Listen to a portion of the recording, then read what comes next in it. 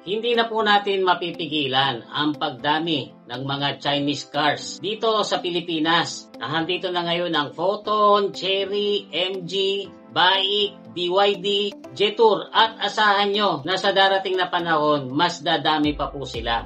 Hindi naman po natin makakaila na very modern ang mga designs, very sophisticated, tapos competitive pa ang prices. Kung ikukumpara dun sa mga veteran Japanese car brands or kahit dun sa mga American or Korean car brands. At kahit gaano po karami ang kumontra, manlait, or mag-discriminate dito sa mga Chinese car brands, wala po tayong magagawa kasi marami rin po talagang mga Pilipino na tumatangkilik dito.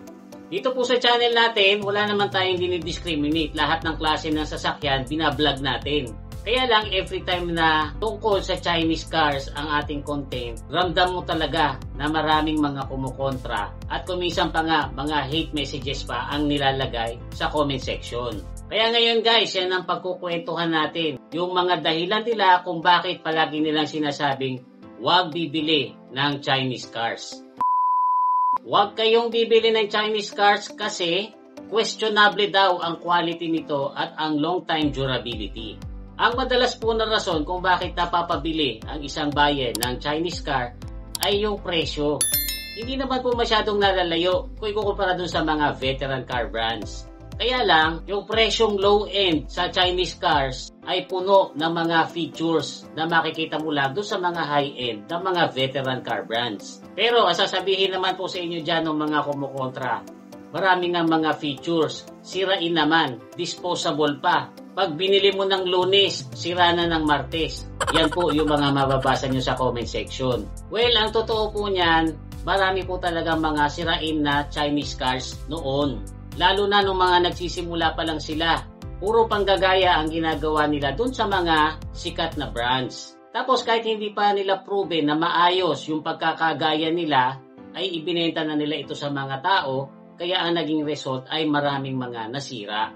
Pero in fairness naman po, doon sa ibang mga Chinese car brands, lalo na yung mga malalaking kumpanya, malayo na po ang narating nila at malaki na ang pinagbago ng quality. Kasi guys, meron akong mga personal na mga kakilala, mga kaibigan, na bumili niya ang Chinese cars. At natapos naman po nila itong bayaran nang wala silang mga naging major problems. Depende na lang po siguro talaga doon sa gumagamit at nagme-maintain. Pero syempre, meron din po tayong mga mapapanood sa internet na maaga ding mga talagang nasira. Kaya nga sabi ko sa inyo, depende siguro sa gumagamit. Huwag kayong bibili ng Chinese cars kasi kahit na matapos nyo yung bayaran at hindi nyo yan nasira agad, the moment na i-dispatcha nyo na yan, ay mahihirapan kayong hanapan niya ng buyer, siguradong mababa ang resale value. Diyan po sa parte na yan ay talagang hindi natin maitatanggi na totoo yan. Kasi kung yung nga pong mga Korean car brands or kahit yung mga American car brands, dito sa Pilipinas ay mabababa talaga ang resale value nila kung i-compare natin dun sa mga Japanese brands. E di lalo na itong mga gawa ng China. So, madalas naman po sinasabi dyan ng mga nakabili itong Chinese car brands na ang mahalaga sa kanila ay napapakinabangan nila ng maayos at na-enjoy nila yung binili nila. Lahat naman daw talaga ng sasakyan ay bumababa ang resale value. Kaya kailangan marunong mag-ipon para kung sakaling ibebenta mo na ito ay hindi ka aasa ng gusto dun sa halaga ng pagbebentahan mo para ka makabili ng kapalit. Walang iniwan po siguro sa cellphone. Kasi karamihan naman po ng mga Pinoy ay mga China phones ang ginagamit. Even yung iPhone, gawa po yan sa China. Pero dahil na-enjoy at napapakinabangan naman natin itong phone, hindi na natin naiisip na mura na lang natin ito maibebenta or baka hindi na natin ito maibenta pag luma na. Nag-iipon na lang tayo ng pera pambili ng kapalit. Huwag kayong bibili ng Chinese cars kasi mahirap humanap ng pyesa nito. So guys, kanina nabanggit ko sa inyo na malaki na yung pinagbago ng quality ng mga Chinese cars. Kaya lang, kahit nasabihin na natin gumanda yung quality niyan, lahat po na sasakyan dumarating doon sa point na may masisira dyan. At yan nga po ang isa sa disadvantage talaga kapag Chinese car ang binili nyo. Kasi yung mga veteran car brands, lalo na yung mga Japanese katulad ng Toyota, Isuzu, Mitsubishi, Suzuki, Nissan, yung mga pyesa po niyan madaling hanapin. kahit nga po sa Shopee or sa marketplace makakabili. Nakakapili pa kung gusto mo ng original or ng replacement lang. Tapos kung wala kang pambili ng brand new, pwede ka rin makahanap ng surplus. Kapag Chinese car ang binili nyo, meron din naman mga pyesa yan na available na online. Pero marami rin po talagang mga pyesa ito na kapag nasira nyo ay aasa lang talaga kayo sa kasa. Tapos mayroong mga times na hindi agad available at o-orderin pa mismo sa China. And then syempre alam naman natin kapag ang pyesa ay sa kasa mo bibilin, syempre mas mahal yan. Pero guys, hindi ko nila lahat kasi meron po mga nagko-comment sa akin na yung nabili nilang Chinese car kapag may nasisira, madali namang naikukuha ng pyesa doon sa kasa kung saan nila ito nabili. Kaya nga lang guys, sa dami ng high-tech features ng mga Chinese cars, may mga pagkakataon na kung halimbawa masira nyo ito, hindi ito kayang gawin ng mga regular shops lang, talagang sa kasa nyo dadalhin.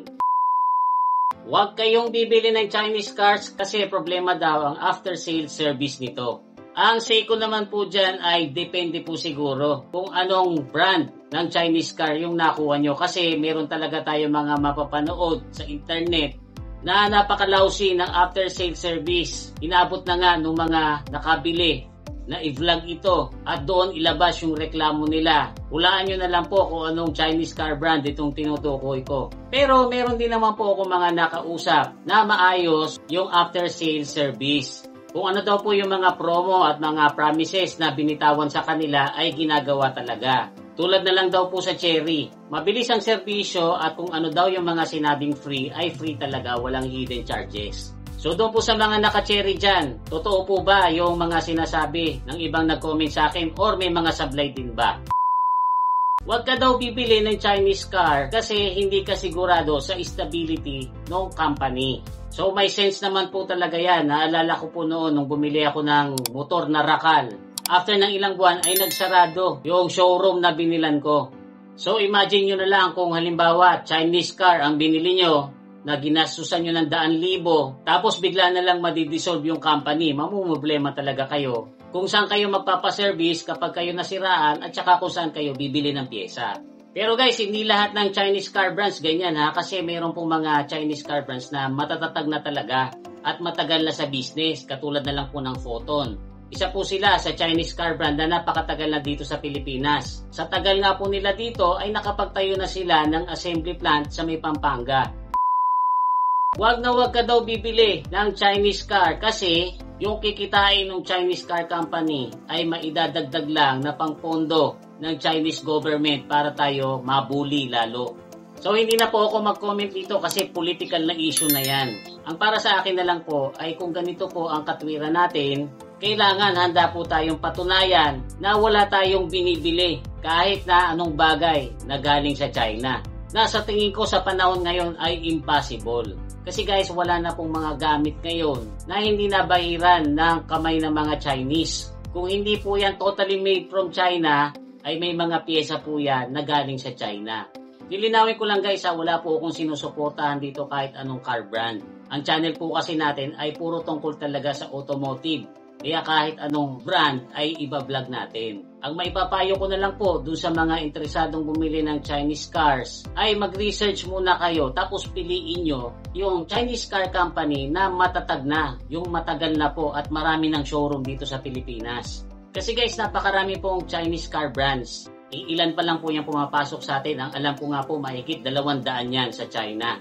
So kung interesado kayo, piliin nyo yung mga Chinese car brands na matatag na or yung may mga kapartner na Japanese. Example na lang po, yung GAC. Ang kapartner po niyan sa Japan ay Toyota, Mitsubishi at saka Honda.